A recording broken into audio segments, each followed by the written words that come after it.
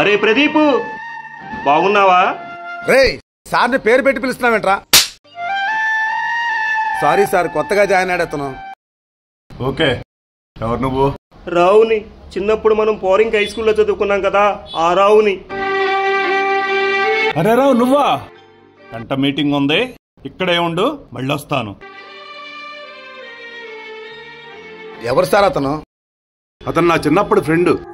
Sir ఏమనుకోవద్దు, ఇంత పెద్ద సంస్థకి మీరు ఎండీ అయి ఉండి అలాంటోడు మీ స్నేహితుడంటే కింది స్థాయి ఉద్యోగస్తులు చులకనగా చూస్తారండి.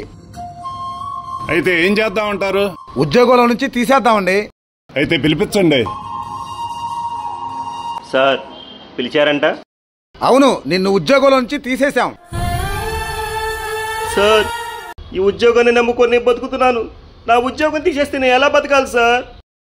అవునరా, నేను సెక్యూరిటీగా తీసేసి ఈ ఆఫీస్ ఎంప్లాయ్ కింద తీసుకున్నాను. అదేంటి సార్? వాడు నా చిన్ననాటి స్నేహితుడయ్యా. ఈ డబ్బు హోదా రాకముందు నుంచే వాడు నాతో ఉన్నాడు. ఇవాళ ఇవన్నీ వచ్చిన తర్వాత వాడు పేదాడని వదులుకుంటానే ఏంటి? స్నేహం చాలా గొప్పది. స్నేహానికన్నా మిన్న లోకాన లేదురా.